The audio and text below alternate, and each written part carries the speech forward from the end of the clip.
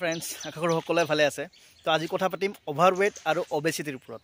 Overweight মানে কি, আমাৰ বডিৰ যিটো ৱেটটো হয়, ৱেটটো একচুৱেলি পাৰফেক্ট ৱেটটো কিমান হ'ব লাগে, আৰু অবেচিটি যিটো আমাৰ এক্সট্ৰা যিটো আমাৰ বডিত ফেট জমা হয় আৰু আমি শকত হৈ যাওঁ। তো অভাৰৱেট আৰু অবেচিটিৰ পৰা আমাৰ কি প্ৰব্লেম হ'ব পাৰে, ফাৰ্ষ্ট ডিছকাশ্যন কৰিবলৈ আহিছোঁ।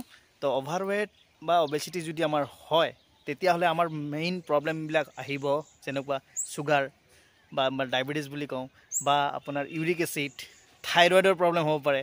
তো অভাৰৱেট আৰু যিটো আমাৰ অবেচিটি আছে, তাৰ পৰা আমি কেনেকৈ পৰিত্ৰাণ পাব পাৰোঁ। তো আমাৰ অভাৰৱেট বা অবেচিটি আমাৰ কিয় হয়, সেইটো হ'ল যে আমাৰ ডে টু ডে লাইফত আমাৰ যিখিনি ডায়েট থাকে, আমাৰ যিটো ডে টু ডে লাইফৰ যিটো আমাৰ চলন ফুৰণ ধৰণ, সেই তাৰ পৰা আমাৰ অবেচিটি বা আমাৰ অভাৰৱেট হয়। তো এজন মানুহৰ হাইট হিচাপে নিজৰ অভাৰৱেটটো কেলকুলেশ্যন কৰা থাকে। মই ইয়াতে আপোনাৰ গুগলৰ লিংকটো দি দিম, তাত আপোনালোকে নিজৰ বস্তুটো লিংকত আপোনালোকে চাব পাৰিব যে এজন মানুহৰ হাইট হিচাপে নিজৰ ৱেটটো কিমান থাকিব লাগে। এই পাৰফেক্ট ৱেটটো যদি আপোনালোকৰ থাকে, তেতিয়াহ'লে বিভিন্ন বেমাৰ, এই যিবিলাক বেমাৰৰ কথা মই ক'লোঁ, তাৰ পৰা আমি নিজকে বচাই ৰাখিব পাৰোঁ। এতিয়া অভাৰৱেট আৰু অবেচিটিৰ পৰা আমি কেনেকৈ বাচিব পাৰিম, আমি ক্লিন ডায়েট খাব লাগিব আৰু ৰেগুলাৰ এক্সাৰচাইজ কৰিব লাগিব। ৰেগুলাৰ এক্সাৰচাইজ আৰু ক্লিন ডায়েট যদি আমি কৰোঁ, তেতিয়াহ'লে আমি অবেচিটি বা অভাৰৱেটৰ পৰা আমি বাচি থাকিব পাৰোঁ। আমাৰ নিজৰ যদি ডায়েট কেলকুলেশ্যনখিনি আমি কৰি লওঁ, তেতিয়াহ'লে আমি অভাৰৱেট বা অবেচিটিৰ পৰা আমি বাচি থাকিব পাৰোঁ। এতিয়া মোৰ বিভিন্ন ভিডিঅ' মই দিছোঁ, য'ত মই কেনেকৈ আমি ক্লিন ডায়েটবিলাক নিজৰ বনাব পাৰোঁ, কেনেকৈ ব্ৰেকফাষ্টত আমি এটা ডায়েট প্লেন নিজে লৈ ল'ব পাৰোঁ, বা আমি লাঞ্চত আমি কি ডায়েট ল'ব পাৰোঁ। তো ধুনীয়াকৈ মই এটা ভিডিঅ'বিলাক দিছোঁ, আপোনালোকে চাই ল'ব পাৰে। এতিয়া যে এক্সাৰচাইজটো আমি ৰেগুলাৰ কৰিব লাগিব, তাৰ পৰা আমি আমাৰ অভাৰৱেট যিখিনি এক্সট্ৰা বডিৰ ফেটছ হয়, সেই ফেটছখিনি আমি বাৰ্ণ কৰিব পাৰোঁ।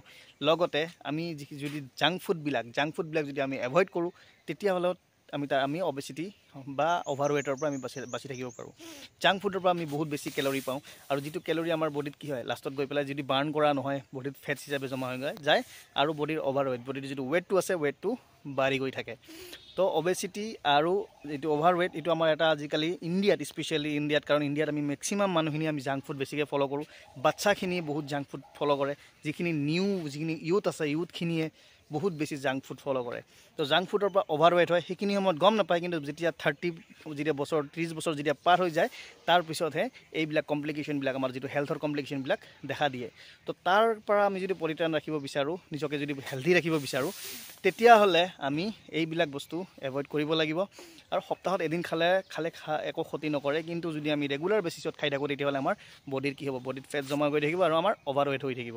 তো আমাৰ যিটো বডিৰ হাইট আছে, হাইটৰ লগত আমাৰ কিমান ৱেট হ'ব লাগে, পাৰফেক্ট ৱেট, সেই চাৰ্টখন আপোনালোকে চেক কৰি ল'ব আৰু নিজৰ ৱেটটো জুখি পেলাই মেইনটেইন কৰিবলৈ চেষ্টা কৰিব।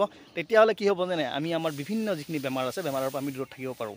তো নিজৰ যদি ডায়েট প্লেনটো আপোনালোকে বনাব নোৱাৰে, তেতিয়াহ'লে ভাল ডায়েটিচিয়ান এজনৰ লগত, ভাল ডক্টৰ এজনৰ লগত আপোনালোকে কনচাল্ট কৰক। কনচাল্ট কৰি পেলাই নিজৰ ডায়েট প্লেনটো বনাই লওক। কি হ'ব, তেতিয়া নিজৰ হেল্থৰ যত্নটো আপোনালোকে নিজে ল'ব পাৰিব। ভিডিঅ'টো বেছিকৈ শ্বেয়াৰ কৰক, যাতে বেলেগ যিখিনি মানুহে অকণমান হেল্থৰ ওপৰত কনচিয়াছনেছটো কম আছে, সেই মানুহখিনিয়ে যাতে নিজৰ হেল্থৰ প্ৰতি কনচিয়াছটো হয়, হেল্থৰ প্ৰতি সজাগ হয়, আৰু নিজকে হেল্ডি কৰি ৰাখিব পাৰে, আৰু বিভিন্ন বেমাৰ যেনেকৈ হওক ডায়েবেটিছ, থাইৰয়ড, ইউৰিক এচিড, এই বেমাৰখিনিৰ পৰা নিজকে দূৰত ৰাখিব পাৰে, আৰু এটা সুস্থ শৰীৰৰ অধিকাৰী হ'ব পাৰে।